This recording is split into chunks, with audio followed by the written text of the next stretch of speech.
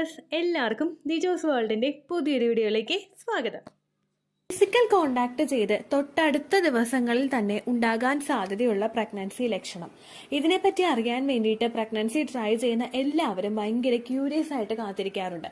Ovulation കഴിഞ്ഞതിന് ശേഷം അല്ലെങ്കിൽ നമ്മൾ ഫിസിക്കൽ കോണ്ടാക്ട് ചെയ്ത് കഴിഞ്ഞതിന് ശേഷം 2 ദിവസം കഴിയുമ്പോഴേക്കും ചേച്ചി ഇന്ന ലക്ഷണങ്ങൾ വരുന്നുണ്ട്, പ്രഗ്നൻസി പോസിറ്റീവ് ആണോ, അല്ലെങ്കിൽ പ്രഗ്നൻസി ആയിട്ടുണ്ടാകുമോ, പ്രഗ്നൻസി ഞാൻ ടെസ്റ്റ് ചെയ്തോട്ടെ എന്നിങ്ങനെയുള്ള കാര്യങ്ങൾ ചോദിക്കുന്ന ഒരുപാട് പേരുണ്ട്. അവർക്കൊക്കെ വേണ്ടിയിട്ടുള്ളതാണ് ഈ ഒരു വീഡിയോ. അപ്പൊ നമുക്ക് വീഡിയോ സ്റ്റാർട്ട് ചെയ്യാം. ഓവുലേഷൻ സമയത്ത് അല്ലെങ്കിൽ നിങ്ങൾ ഓവുലേഷൻ സമയം കണ്ടുപിടിക്കാൻ സാധിക്കാത്തവര് ഫിസിക്കൽ കോണ്ടാക്ട് ചെയ്ത് കഴിയുമ്പോൾ ഉണ്ടാകുന്ന പിറ്റേ ദിവസം തന്നെ ഉണ്ടാകുന്ന പ്രഗ്നൻസി ലക്ഷണം എന്നിങ്ങനെയുള്ള കാര്യങ്ങൾ സംസാരിക്കാറുണ്ട്. ഏറ്റവും കൂടുതൽ നമ്മൾ ഒരു സ്ത്രീക്ക് അണ്ടോൽപാദനം നടക്കുന്ന ഓവുലേഷൻ ഉണ്ടാകുന്ന ആ ഒരു സമയത്ത് ഉറപ്പായും പ്രഗ്നൻസിയുടേത് പോലുള്ള ലക്ഷണങ്ങൾ നമുക്ക് ഫീൽ ചെയ്യാം. അതായത് ഓവുലേഷൻ നടക്കുമ്പോഴേക്കും നമ്മുടെ ഏതെങ്കിലും ഒരു ഓവറിയിൽ നിന്നാണ് അണ്ടം പൊട്ടി പുറത്തേക്ക് വരുന്നത്. ഈ ഒരു പ്രോസസ്സ് അവിടെ നടക്കുമ്പോഴേക്കും നമുക്ക് ഏത് ഭാഗത്തെ അണ്ടാശയത്തിൽ നിന്നാണോ അണ്ടം റിലീസ് ആകുന്നത് ആ ഒരു ഭാഗത്ത് മൈൽഡായിട്ട് വേദനയുണ്ടാകും. ഇംപ്ലാന്റേഷൻ ബ്ലീഡിംഗ് ആയിട്ട് ഏകദേശം സാദൃശ്യമുള്ള ഈ ഒരു ബ്ലീഡിങ് ചിലപ്പോൾ നമുക്ക് കുത്തുന്നത് പോലെയോ കൊളുത്തി വലിക്കുന്നത് പോലെയുള്ള ഒരു സെൻസേഷൻ നമുക്ക് തരാം. ഇങ്ങനെയുള്ള ഒരു പെയിൻ നമുക്ക് ഫീൽ ചെയ്യുന്ന സമയത്ത്, പ്രഗ്നൻസി ട്രൈ ചെയ്തുകൊണ്ടിരിക്കുന്ന സമയത്ത്, ഇംപ്ലാന്റേഷൻ ഏതൊരു ദിവസം നടക്കുമെന്ന് അറിയാത്ത ഒരാൾക്ക് ഉറപ്പായിട്ടും കൺഫ്യൂഷൻ ഉണ്ടാകാം. എപ്പോഴാണോ നമുക്ക് ഓവുലേഷൻ നടക്കുന്നത് ആ ഓവുലേഷൻ നടക്കുന്ന എക്സാക്ട് ആയിട്ടുള്ള ഒരു ഡേയോ അതിന്റെ പിറ്റേ ദിവസമോ ഒക്കെ ആയിരിക്കും നമുക്ക് ഇംപ്ലാന്റേഷന്റേതായിട്ടുള്ള ഒരു അബ്ഡോമൻ പെയിൻ ഫീൽ ചെയ്യുന്നത്. ഏറ്റവും കൂടുതൽ ഈ ഒരു പെയിൻ ഉണ്ടാകുമ്പോൾ പലരും ഇതിനെ ഇംപ്ലാന്റേഷൻ ക്രാംസ് ആയിട്ടാണ് തെറ്റിദ്ധരിക്കുന്നത്.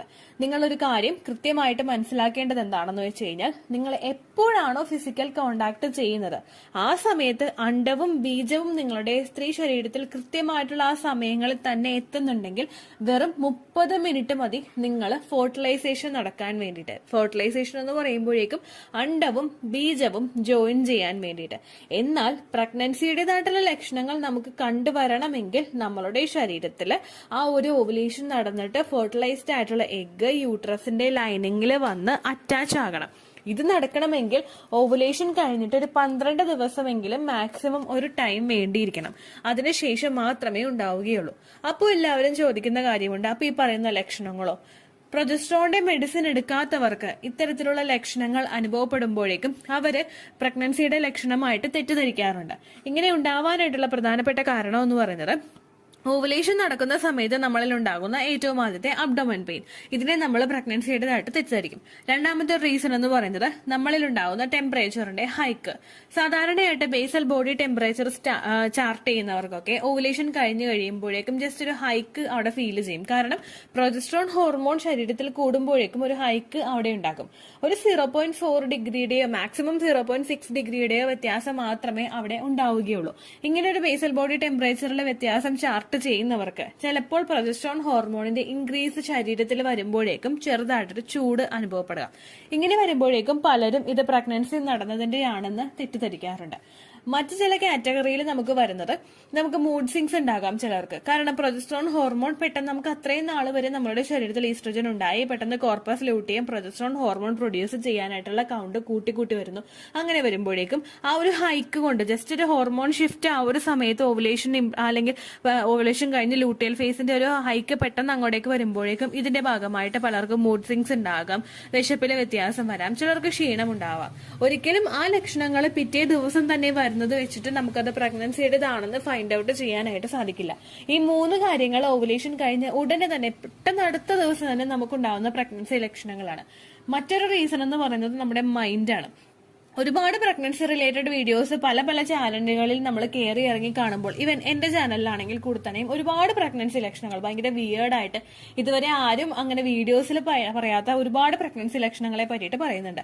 വീഡിയോസിൽ പറയാത്ത പ്രഗ്നൻസി ലക്ഷണം എന്ന് പറയുമ്പോഴേക്കും ഞാൻ തന്നെ ഉണ്ടാക്കിയെടുത്ത പ്രഗ്നൻസി ലക്ഷണം അല്ല കേട്ടോ. നമ്മൾ പഠിച്ച് ഗൂഗിൾ ചെയ്ത് ഒരുപാട് കാര്യങ്ങൾ കണ്ടുപിടിച്ചിട്ടാണ് ഇങ്ങനെ ലക്ഷണങ്ങൾ ഉണ്ടെന്ന് നമ്മൾ ചിന്തിക്കുന്നത്. ഒരുപാട് പേര് ചിന്തിക്കാത്ത രീതിക്ക് നമ്മളിങ്ങനെ ചിന്തിച്ച് പോകുമ്പോഴാണ് ഒരുപാട് കാര്യങ്ങൾ കിട്ടുന്നത്. അല്ലാണ്ട് ഞാൻ ഊഹിച്ച് പറയുന്ന ലക്ഷണങ്ങൾ അല്ല കേട്ടോ.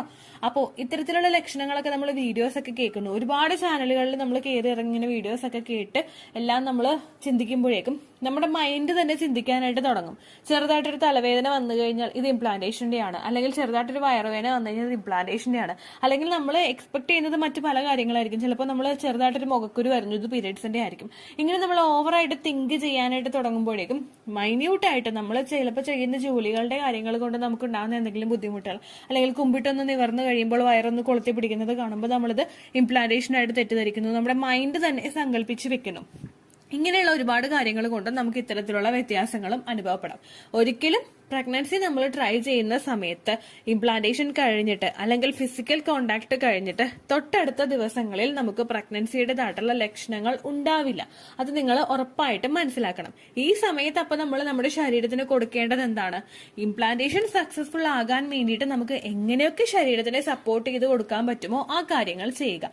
ഇംപ്ലാന്റേഷൻ എന്ന് പറയുന്നത് നാച്ചുറലി നടക്കുന്ന ഒരു പ്രോസസ്സാണ്. നമ്മൾ IUI, IVF പോലുള്ള ട്രീറ്റ്മെന്റ്സ് ചെയ്യാതിരുന്നു കഴിഞ്ഞാൽ നാച്ചുറലി നമുക്ക് നടക്കുന്ന ഒരു പ്രോസസ്സാണ് ഇംപ്ലാന്റേഷൻ. ഇതിനെ നമുക്ക് സപ്പോർട്ട് ചെയ്ത് കൊടുക്കാൻ സാധിക്കുന്നത് ഇംപ്ലാന്റേഷൻ നടക്കാവുന്ന നേരത്തെ നമ്മളുടെ ശരീരത്തിലോട്ടുള്ള ബ്ലഡ് സർക്കുലേഷൻ കൂട്ടിക്കൊടുക്കണം, നമ്മുടെ യൂട്രസിലോട്ടുള്ള ബ്ലഡ് സർക്കുലേഷൻ കൂട്ടിക്കൊടുക്കണം. അതുപോലെ തന്നെ ഈ സമയത്ത് നമുക്ക് ശരീരത്തിന് കൊടുക്കാൻ പറ്റുന്ന വിറ്റമിൻസ്, ഇംപ്ലാന്റേഷൻ നടക്കാൻ നമ്മളെ സഹായിക്കുന്ന വിറ്റമിൻസും ന്യൂട്രിയൻസും നമുക്ക് ശരീരത്തിലോട്ട് കൊണ്ടു ചെന്ന് എത്തിക്കാൻ പറ്റണം. ഈ കാര്യങ്ങളാണ് നമുക്ക് നല്ല രീതിയിൽ ചെയ്യാൻ പറ്റുന്നത്. ഇതൊക്കെ ചെയ്ത് കഴിഞ്ഞാലും നമ്മൾ അടുത്തതായിട്ട് ശ്രദ്ധിക്കേണ്ടത് നമ്മുടെ കുടലിന്റെ ആരോഗ്യമാണ്. നമ്മുടെ ഗട്ട് ഹെൽത്ത് കൃത്യമായിട്ട് അവിടെ ഇല്ല എങ്കിൽ അത് നമ്മളുടെ ഇംപ്ലാന്റേഷനെ അഫക്ട് ചെയ്യും. കാരണം ഹെൽത്തി ആയിട്ട് നമ്മളുടെ ശരീരത്തിൽ ഡൈജഷൻ നടന്നാലേ നമ്മൾ ശരീരത്തിലോട്ട് എത്തിക്കുന്ന കാര്യങ്ങൾ ശരീരത്തിലോട്ട് പൂർണ്ണമായിട്ടും എത്തുകയുള്ളൂ. അപ്പോൾ ബ്ലഡ് സർക്കുലേഷനും ഗട്ട് ഹെൽത്തും പൂർണ്ണമായിട്ടും വർദ്ധിപ്പിക്കാൻ വേണ്ടിയിട്ട് എന്തെല്ലാം കാര്യങ്ങൾ നിങ്ങൾക്ക് ചെയ്യാൻ സാധിക്കുമോ അത്തരത്തിലുള്ള കാര്യങ്ങൾ നിങ്ങൾ ചെയ്യുക. അതിനു വേണ്ടിയിട്ട് ഫോർട്ടിലിറ്റി എക്സസൈസ് എന്നുള്ള ഒരു സെപ്പറേറ്റ് പ്ലേലിസ്റ്റ് നമ്മുടെ ചാനലിൽ കൊടുത്തിട്ടുണ്ട്. ഈ പ്ലേലിസ്റ്റിൽ ഏറ്റവും കൂടുതൽ ഡിസ്കസ് ചെയ്യുന്നത് നാച്ചുറലി ഫോർട്ടിലൈസേഷൻ അല്ലെങ്കിൽ ഇംപ്ലാന്റേഷൻ നടക്കാൻ വേണ്ടിയിട്ടുള്ള സാധ്യതയെ നമുക്ക് വർദ്ധിപ്പിക്കാൻ സഹായിക്കുന്ന തരത്തിലുള്ള എക്സസൈസിനെ പറ്റിയിട്ടാണ്. വെയിറ്റ് ലോസിനല്ലാത്ത എക്സസൈസുകൾ ഫോർട്ടിലിറ്റി എക്സസൈസ് എന്നുള്ള ഒരു കാറ്റഗറിയിൽ വരുമ്പോഴേക്കും അത് ഏറ്റവും കൂടുതൽ ഇമ്പോർട്ടൻസ് കൊടുക്കുന്നത് നമ്മുടെ ഫോർട്ടിലിറ്റി കൂട്ടാൻ, അതായത് നമ്മളുടെ അണ്ടോൽപാദനം വർദ്ധിപ്പിക്കാൻ, നമ്മളുടെ ആ ഒരു ബീജസങ്കലനം നടക്കാൻ വേണ്ടിയിട്ടുള്ള എബിലിറ്റി വർദ്ധിപ്പിക്കാൻ, നമ്മളുടെ ഇംപ്ലാന്റേഷൻ നടക്കാൻ വേണ്ടിയിട്ടുള്ള ശരീരത്തിന്റെ ആ ഒരു കേപ്പബിലിറ്റി വർദ്ധിപ്പിക്കാൻ, എൻഡോമെട്രിയൽ ലൈനിങ്ങിന്റെ തിക്നെസ് വർദ്ധിപ്പിക്കാൻ, ഇങ്ങനെയുള്ള കാര്യങ്ങളൊക്കെ കൂട്ടാൻ വേണ്ടിയിട്ടുള്ളതാണ് ഫോർട്ടിലിറ്റി എക്സസൈസുകൾ. ഈ എക്സസൈസുകൾ നമ്മൾ ചെയ്യുക. നമ്മളെ കൊണ്ട് പറ്റുന്ന രീതിക്ക് ഒരു 10 to 15 മിനിറ്റ്സ് അല്ലെങ്കിൽ ഹാർഡ്ലി ഒരു 30 മിനിറ്റ്സ് നമ്മൾ ഈ എക്സസൈസ് ചെയ്യുന്നത് ഇംപ്ലാന്റേഷൻ നടക്കാൻ വേണ്ടിയിട്ടുള്ള സാധ്യതയെ വർദ്ധിപ്പിക്കും. ആ കാര്യങ്ങൾ നിങ്ങൾ പ്രത്യേകം ശ്രദ്ധിക്കുക കേട്ടോ. അതുപോലെ തന്നെ സ്ട്രെസ് ഇല്ലാതെ ഈ ലക്ഷണം കണ്ടു കഴിഞ്ഞാൽ അത് ഇംപ്ലാന്റേഷന്റെ ആണ് എന്ന് തെറ്റിദ്ധരിക്കാതെ ഹാപ്പി ആയിട്ടും പീസ്ഫുൾ ആയിട്ടും മൈൻഡ് കീപ്പ് ചെയ്യാൻ വേണ്ടിയിട്ട് നിങ്ങൾ ശ്രദ്ധിക്കുക. ഹെൽത്തി ആയിട്ടുള്ള ഒരു മൈൻഡ് ആണ് ഹെൽത്തി ആയിട്ടുള്ള ശരീരത്തിന്റെ പ്രവർത്തനങ്ങളെ സപ്പോർട്ട് ചെയ്യുന്നത് കേട്ടോ. അപ്പൊ ഈ കാര്യങ്ങൾ മസ്റ്റ് ആയിട്ട് ശ്രദ്ധിക്കുക. അപ്പോൾ ഇത്രയേ ഉള്ളൂ വീഡിയോ. എന്തെങ്കിലും സംശയം ഉണ്ടെങ്കിൽ നിങ്ങൾ കമന്റ്സിൽ ചോദിക്കുക. പണ്ടത്തെ വീഡിയോയ്ക്ക് കമന്റ്സ് ഇടുന്നവർക്ക് റിപ്ലൈ കിട്ടുന്നില്ലെങ്കിലോ, നമ്മൾ തമ്മിൽ ഓൾറെഡി ഒരു കോൺവെർസേഷൻ ഉണ്ടായിട്ടും അതിന്റെ കണ്ടിന്യൂഷൻ ആയിട്ട് നിങ്ങൾക്ക് റിപ്ലൈ കിട്ടിയിട്ടില്ലെങ്കിലോ, ലേറ്റസ്റ്റ് ആയിട്ട് ഞാൻ ഏത് വീഡിയോ ആണ് അപ്ലോഡ് ചെയ്യുന്നത് അതിന് താഴെ കമന്റ് ഒന്ന് കോപ്പി പേസ്റ്റ് ചെയ്യാനായിട്ട് ശ്രദ്ധിക്കുക കേട്ടോ. അതുപോലെ ഓവുലേഷൻ ഡേറ്റ് കാൽക്കുലേറ്റ് ചെയ്ത് തരാനായിട്ട് റിക്വസ്റ്റ് ചെയ്യുന്നവർ എത്രയാണോ നിങ്ങളുടെ കൃത്യം സൈക്കിൾ ലെങ്ത് അത് മെൻഷൻ ചെയ്യാനായിട്ട് ശ്രദ്ധിക്കുക. സൈക്കിൾ ലെങ്ത് എന്നതുകൊണ്ട് ഉദ്ദേശിച്ചത് ഓരോ മാസവും എത്ര ദിവസം കൂടുമ്പോഴാണോ ബ്ലീഡിങ് വരുന്നത് അതിനെയാണ് കേട്ടോ ഉദ്ദേശിച്ചത്.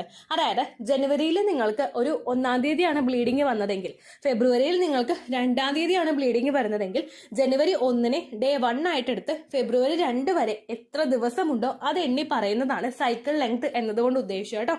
ബ്ലീഡിങ് നടന്ന ദിവസം നിങ്ങൾ എടുത്താൽ മതിയാകും. സ്പോട്ടിങ് നടന്ന ദിവസം, അതായത് ചെറുതായിട്ടുള്ള ബ്രൗൺ ഡിസ്ചാർജോ ബ്രൗൺ കളറുള്ള സ്പോട്ടിങ്ങോ വന്ന ദിവസം നിങ്ങൾ എടുക്കുക ആവശ്യം ഇല്ല കേട്ടോ. അപ്പോൾ ഇതുപോലെ തന്നെ നിങ്ങൾ ശ്രദ്ധിക്കുക. സൈക്കിൾ ലെങ്ത് ചോദിക്കുന്ന സമയത്ത് എന്നാണോ ഡേറ്റ് അത് നിങ്ങൾ മെൻഷൻ ചെയ്യാതിരിക്കുക. അതായത് ചില ആളുകൾ ജനുവരി 16, ഫെബ്രുവരി 14 അങ്ങനെ പറയും. അങ്ങനെ പറഞ്ഞുകൊണ്ട് കാര്യമില്ല കേട്ടോ. അപ്പോൾ ഇത്രയേ ഉള്ളൂ വീഡിയോ. അടുത്തൊരു യൂസ്ഫുൾ വീഡിയോ ആയിട്ട് നമുക്ക് വീണ്ടും കാണാം. ബൈ.